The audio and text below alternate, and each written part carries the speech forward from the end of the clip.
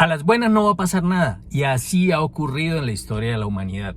A las buenas no se cambia un sistema económico, a las buenas no se cambia un sistema social. Y cuando yo digo a las buenas me refiero por las vías democráticas y las vías de la concertación. ¿Y por qué llegó a este tema? El presidente Gustavo Petro, desde que firmó la paz con el M-19, ha buscado que todos los cambios sean por la vía democrática, pero en Colombia el Estado está amarrado. Cada vez que alguien quiere avanzar un paso se retrocede en tres, porque hay poderes económicos, hay poderes militares, hay poderes de todo tipo que están entrampando las cosas. Entonces ahí es donde viene la pregunta. ¿Petro va a hacer el cambio? Claramente no va a hacer el cambio. No tiene las muelas, no tiene el poder para hacerlo. Cada vez que intenta hacer un cambio hay un entrampamiento nuevo, cada vez que intenta hacer un cambio, el mismo centro que dice apoyarlo, pues se atraviesa, es una piedra, es un palo en la rueda. Eso es lo que está ocurriendo en Colombia, es que a las buenas no se puede. Sí o sí estos temas se tienen que radicalizar.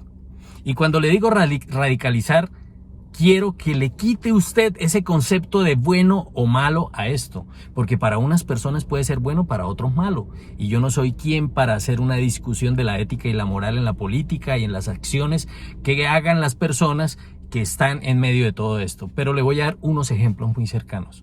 ¿Hubo cambios en el gobierno de Álvaro Uribe Vélez? Claro que sí. Ese señor fueron cambios. Fueron buenos para unos, malos para otros. Pero los cambios se dieron a las buenas o a las malas. Pues a las malas, porque torció la ley al punto de reelegirse. Y vamos un poco más atrás. El señor Augusto Pinochet. ¿Qué hicieron para los cambios toda esa oligarquía recalcitrante chilena? Pues bajarse al presidente de turno, que era Salvador Allende. ¿Lo hicieron a las buenas o a las malas? Lo hicieron a las malas. ¿Qué hizo Corea del Sur? ¿A las buenas o a las malas? ¿Qué ha hecho Estados Unidos? ¿Lo ha hecho por la vía democrática los cambios a las buenas o a las malas? No. Entonces, de verdad me llama la atención que una persona como Gustavo Petro todavía crea que puede hacer una concertación en este país, cuando la derecha recalcitrante no se lo va a permitir, cuando el centro que se disfraza de ser muy social y cambiar las cosas no lo va a hacer. Ya vimos ahí a Catherine Miranda y hemos visto a mucha gente del centro que es un pinche disfraz nada más. Esos cambios no se van a dar a las buenas, lamentablemente. Así que nos quedan dos cosas. O Gustavo Petro se adapta porque lo tienen de acá los poderes económicos, políticos y militares, o sencillamente radicaliza el tema. Y radicalizarlo, ¿qué quiere decir?